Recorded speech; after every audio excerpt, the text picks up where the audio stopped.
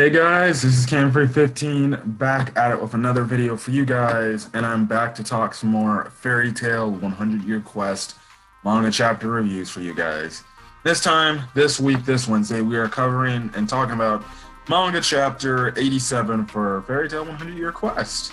Yeah, let's get into it because when I read the chapter, it was very much intriguing, and it seems like I'm guessing the final battle in Elentir is coming soon. In terms of taking care, I'm guessing, of this creature-like being called, I think I remember from the chapter, Alta face. So yeah, it seems like this could be the final like creature battle to save Elentir. Even though the Selene arc as a whole has yet to be finished, it seems like this Elentir save the planet or save the Elentir world. It's coming up to a wrap up soon. So yeah. So anyways, the cover page is a picture of, well, Mary Jane's in the picture in the cover page, but in the back. But we see Lizana, and I'm guessing the girl next to her. It looks like it's Lucy, or it could be Juvia. I have no idea. So it's in black and white. I can't tell which one it is. I can tell one of the characters is Lizana because her guild mark is on her thigh, which we know Lizana's guild mark is on her thigh. I don't know where, I don't know if this is Juvia or Lucy, because in Lucy's, we know she has her guild mark on her hand, and Juvia, just like Mary Jane and Lizana, has the guild mark on her thigh. So I don't know who that character is. So yeah. Anyways, we cut over the last chapter of Fairy Tail. Obviously, had it to where Natsu was and Happy were going after Selene, and essentially they catch up and they get to the area where Selene and Suzaku was at, but they see Selene and Suzaku going through the Aqua Era portal. So we see that Selene escapes and Suzaku shortly or quickly follows after her, and the Aqua Era portal is just gone. So it seems like they have been transported to another world.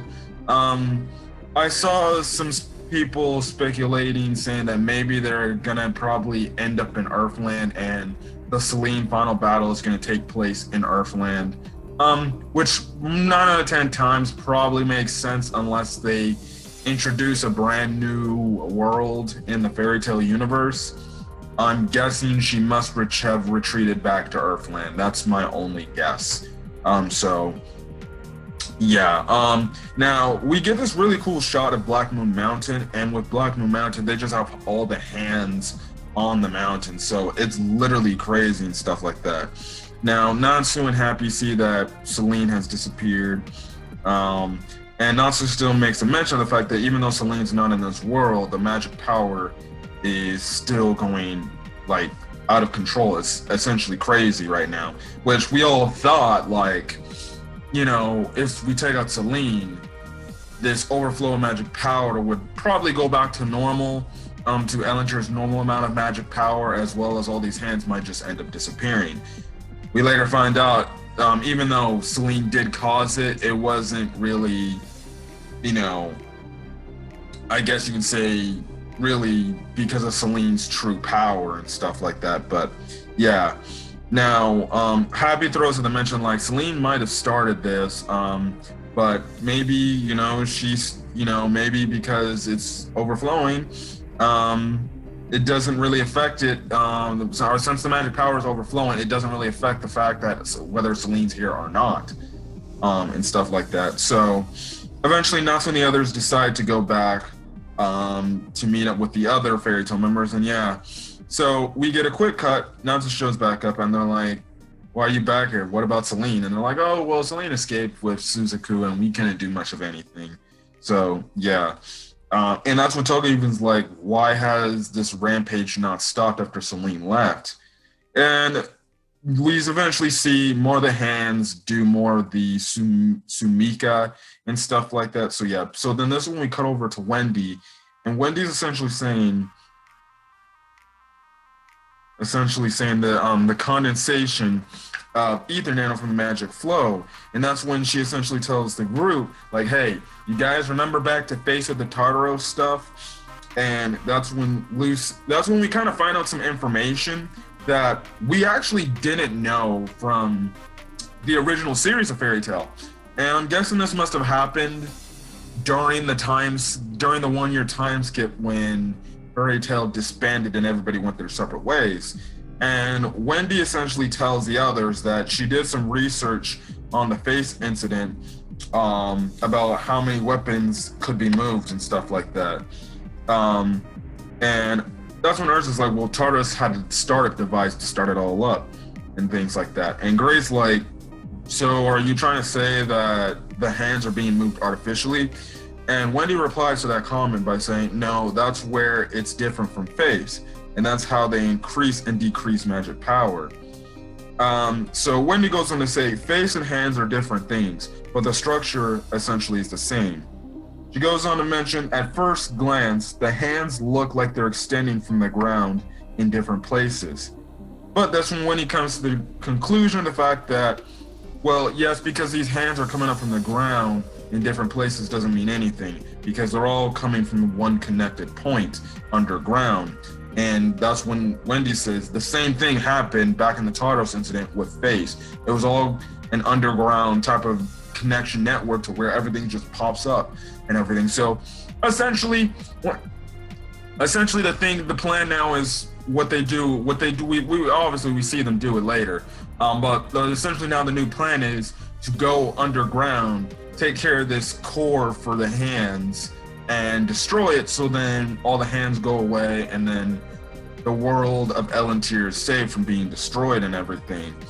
I do like the nice shot where all the Fairy Tail members are arm in arm, and they're like, yeah, let's do this. Let's attack the main body. I liked it. It's nice camaraderie type of stuff there. But again, it actually is pretty interesting. I don't remember if we knew that the faces were connected, all connected in one single part back in the Tartarus arc. It has been a while since I watched the Tartarus arc, which, funny enough, I am actually doing Fairy Tail arc reviews of my rewatch of the series. So maybe it actually appears in that. So if they make a mention of the fact that it's all connected at one point, you can put that in the comment section, because I've already seen the entire main series and everything. But if not, I'll probably when I get to the Tartarus arc again in my rewatch, I'll see if that's the same thing here. But it is pretty interesting to see that we get a nice story point mention of the fact that Wendy actually did some research into Face after the Tartarus incident during, I guess, some part in the time skip, maybe when she joined Lamia Scale. So yeah, that's my only guess. But anyways, Virgo just comes out after Lucy calls her, and Virgo's like, don't worry, I'll help you and stuff like that, but you don't mind if I get some punishment for this? And I'm like, and I'm reading this, I'm like, Virgo is such a, you just like pain, don't you? And stuff like that. But Virgo essentially says that she listened in on the whole plan and everything, so she starts digging a hole and stuff like that. Sorry if I looked back like that. My mom's making freaking loud noise, and I'm like, what the heck is my mom calling me? But Graytail is happy, and Carla, look, go take Toka somewhere safe. We'll take care of this and everything. So they're digging under the hole and everything, and essentially, Urza's wondering, are they like going in the right direction? But Virgo's like, I'm sensing the magic power, so I'm clearly going to be going there, so you don't have to worry about it. You kind of get a little comedic thing where definitely Natsu is like, I see your underwears, Virgo. And obviously, what is it? Freaking Lucy's like, stop being a freaking kid and move on. But Gray's like, I can totally see Lucy's underwears as well. And I'm like, Gray, stay strong. You already have a girl. You have a girlfriend. You have Juvia. You can look at her underwears all the time you want, because Juvia, we know Juvia will show you it all the time. So don't be don't be seduced by little old Lucy, please and thank you. You got Juvia back at home waiting for you. And no, he could have just been behind Ursa because Ursa's wearing pants anyways. Now, no one get behind, obviously, Wendy, because I think she's wearing what outfit is she wearing? Isn't she wearing like a short little skirt or something like that? Oh yeah, she's wearing a skirt. I'm not gonna even entertain what was going on there. Anyways, so eventually they crash down, and they're in this they're in this cave. They go down, and then they see more hands come up hands come up from the ground and everything. And essentially they see the fairy tale members see something's coming from below. And next thing you know, this big giant creature. Yes, a whole panel of this big giant creature. I don't know how Mashima drew this. Like, I saw this, I was like, wow. Wow.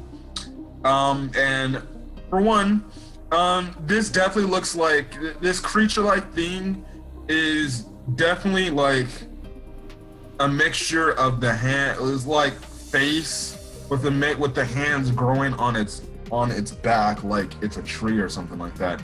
And it's just this big gigantic creature looking down at our heroes and everything. And this is when this creature starts to talk, and he says, "This unseemly world, come flowing out of evil, light fill the world with evil, destroy." And and obviously Natsu and Lucy are shocked that like it's actually freaking talking.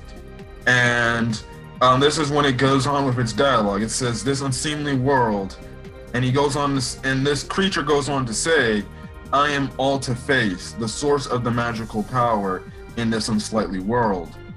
The magical power that the moon dragon distorted gave me free will to destroy this world by filling it with magic power." So essentially, and that's kind of it. That's the last page of the chapter, which it was kind of an abrupt end to the chapter, because usually when I read these chapters, even though these are the unofficial translations, typically they have like to be continued or next chapter type of thing. They didn't have it, so when I was reading, I was like, oh, next page, and then the chapter kind of ended there. So yeah, Natsu kind of just says like, oh, well, we're gonna be here to stop you right now. So essentially, it seems like they're gonna have to take out Alta Face to be able to save the world of Elentir and stop all the hands from popping out and essentially having this overflow of magic to destroy Elentir. But it's pretty interesting to see that Selene, by using her power and distorting Elentir, essentially created this, or had this being that I'm guessingly seen, like, I guess was in check, or like was under, like, I guess you can say under some lock and key. And then when Selene came and just did her abnormal powers on Elentir, it just unlocked that seal, I guess, and made this dude just go utterly, completely free. And now he's doing whatever he wants, and essentially he's just destroying this world. He's essentially destroying Elentir because Elentir has too much magic power. And essentially Elentir is kind of like collapsing upon itself, and he's kind of leading to, and this Alta Face creature is leading to its destruction. Which you can go back in the Tartaros art. It's actually pretty interesting to see that what if like Earthland had this type of creature when the faces were popping up as well. Again, another interesting tidbit point, that, hey, maybe there was some gigantic creature. So like what we saw in this chapter, but it seems like in this it seems like in the next few chapters, it seems like our fairy tale crew members are going to have to defeat this creature to be able to save Elentir. And we remember from the Tartaros arc that taking down like things that are, especially the fact that taking down in the face statues, it was literally impossible for the characters to do at the time. Like, they actually had to have legit dragons take care of it for them because they were just too strong. And I'm guessing it's going to be the same thing here. It's going to be interesting to see how they defeat this creature. So yeah, but other than that, I thought this chapter was pretty good. we kind of are getting the setup to the climax of, I'm guessing you can say, the Elentir portion of this arc. Not really the entire Selene arc, but it seems like we're wrapping up, getting to the conclusion, the climax of the Elentir arc. But yeah, Selene and Suzaku also left. So I guess in the comment section, what are your thoughts and revelations about Alta Phase and everything going on there? And then where do you think Selene and Suzaku left for? What world they go to? They go to some world that we've never seen before in the fairy tale world, or do you think that they went back to Earthland? I think it only makes sense if they would go back to Earthland, because it's been so long since we've last been there.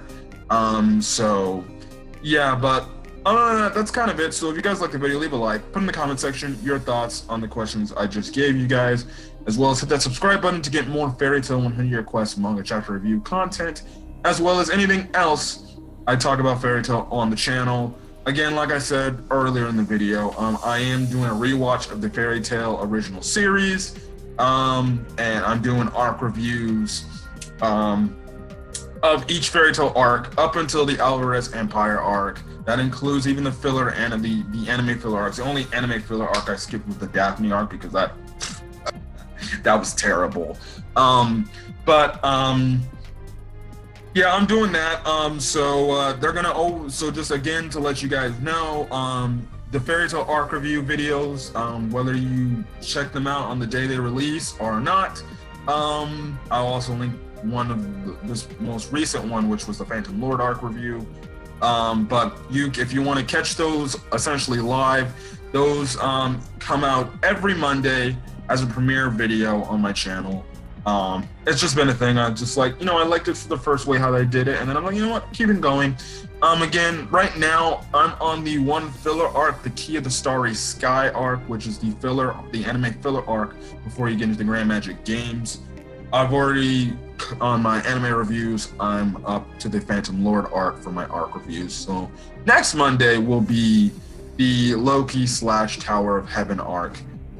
So look forward to that next Monday if you want to check that out. Again, it's Monday at 12 o'clock Pacific Standard Time or 3 o'clock Eastern Standard Time as a premiere video on YouTube. So if you want to check out my thoughts on the Fairy Tail series as a whole, I'm doing reviews on that. So yeah, but other than that, I'm gonna get out of here, guys. Hopefully you guys have a great rest of your day or night and turn out this video. Until then, guys, I'll catch you guys later. Peace.